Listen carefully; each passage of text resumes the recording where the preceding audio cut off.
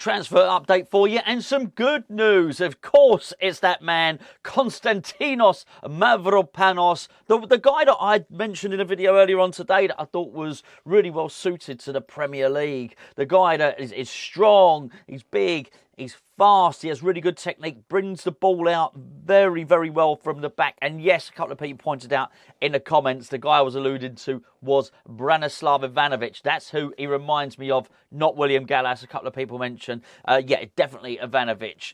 Really, really good player. And I think ticks every single box, really, doesn't it? He obviously came through at Arsenal, so he's going to be well acclimatised to coming back and play in England. There's going to be no culture shock for him, let's be frank, to come and live in London at all. It just looks really good. And, you know, sometimes you never heard of a player. I hadn't heard of him. That's the absolute truth of it.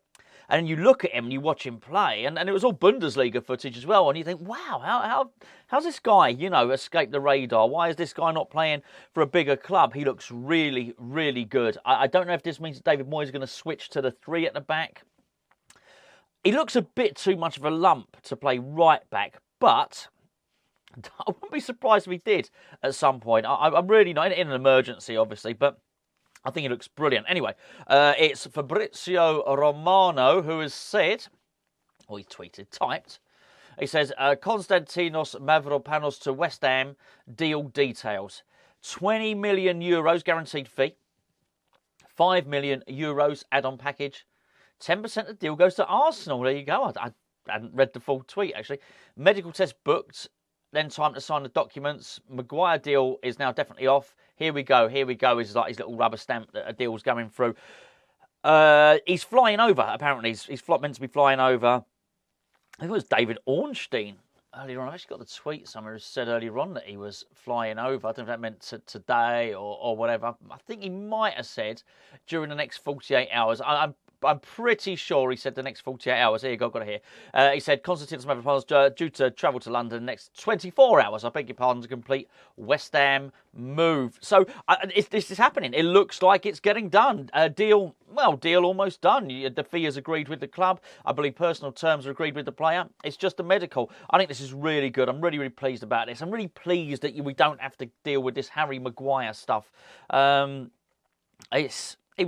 let's be fair, he was entitled, he was greedy, West Ham is beneath him. I don't want that. I want somebody who feels that the future at West Ham holds good things for them. And I think this is the guy. Apparently Tim Steiton's really pushed this deal through. We'll discuss more about the Tim Steiton and David Moyes dynamic, you know, maybe in 2 or 3 days. I think there's another transfer to come, hopefully, before then. But it does, I will say this much, it looks to be a little bit more promising. If what's happened here, and this is what I believed has happened, David Moyes, his first choice was Harry Maguire. I think West Ham tried to get him, really tried to get him to such an extent that David Moyes said, you know what, I agree, you've tried everything you can, we can't get this guy. And I think at that point, it looks as though they've said, right, okay, Moyes, we've tried to get yours, let's go and get Tim's guy.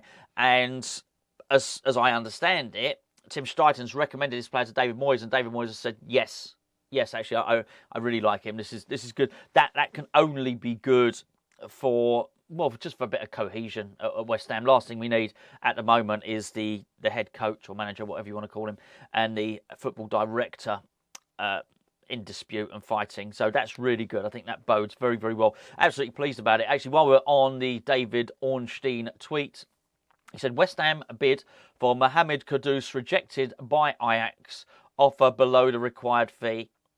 Ajax want to keep the 23-year-old after multiple exits, but he plans to go. So Ajax want to keep him because they've sold a lot of players. We know all about that because we bought one of them. But apparently he wants to go. Kudus wants to leave. So, yeah, I hope it's done amicably. I do not want to see this player forcing his way out of the club. I'm not going to change my tune. I wouldn't like it if players do it at West Ham and try and force their way to leave, and I certainly don't want a player to do it so as they can come to West Ham. You sort of want to make sure that they're, you know, I said the other day, and go back to Arnautovic, you can't complain when they do it to you if they do it to join you, and you know, there you go. That's really on that. There was okay, so I spoke about Eli. I get his name wrong. Eli Wahi, Eliway. I think some people, I looked at some footage and that's what the commentator, anyway, that's what he kept on saying. So maybe it's him. It looks like that deal is off. Now, there's some allegations around him. And I probably need to deal with that. So a couple of comments on the video that I uploaded earlier on, and somebody said, "Oh, I noticed, you've mentioned about Lucas Paqueta, but no mention of LEY's allegations." And it sounded like they were a bit annoyed with me for not mentioning it. Number one, if you watched all the video yesterday, you'll know I recorded that last night, and so I didn't know anything about it. I think in hindsight, when I've looked a little bit closer to it, nor would I really talk about it either, because one of them looks to be a legal situation, which you can't comment on that stuff anyway. The other one is something to do with the FA and FIFA, possibly UEFA, but certainly FIFA and the FA. That they're very, very different on what you can comment on. But I didn't actually know last night. But yeah, I mean, if the allegations are true, obviously disgusting. No, wouldn't want the player. So there you go. But I honestly didn't know about it. But the person was quite cross that I hadn't mentioned it. But there you go. What can you do? The other thing I actually do want to say about Paqueta is I think it's just been a bit of a shock for everybody, and there's been a few suggestions. I think it started off quite early in the morning with some of the comments, and it sort of built up as the day went on. So a lot of the things, he's innocent until proven guilty, which is absolutely true. And a lot of people were saying innocent until proven guilty. Nothing to worry about. Nothing has been proven.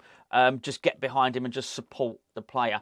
And it's just, and whilst that's a good sentiment, I think it's another one of these binary things that, we see quite often. And I just think it is, firstly, I haven't seen one comment from anybody saying that they don't support the player. So by saying, come on, support the player, you're indicating that some people aren't, I think. And I think everybody is.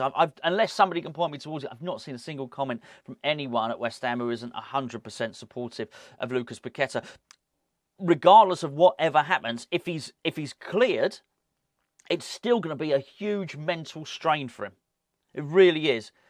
If it goes on and on and on, and the worst case scenario happens, it's still going to be a huge mental strain for him. Whatever happens, he's going to need some support. He absolutely is. And I think he gets it from the West Ham fans. And I just think the one thing I would say is it's not like it's black or white. It's not like it's one or the other. It is perfectly acceptable and possible, and this is where it gets to the binary thing, to be totally supportive of the player, to hope for the best, and be concerned that it might turn out bad. I mean, all three are possible. Just so many times during the day I've heard it's almost like one or the other.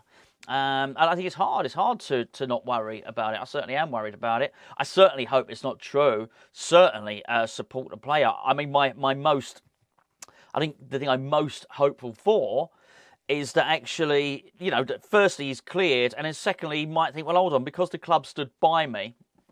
And I think it's important that we do as a club. We don't go fining him wages and stuff like that for breach of contracts and stuff like that at the moment. Just treat him well.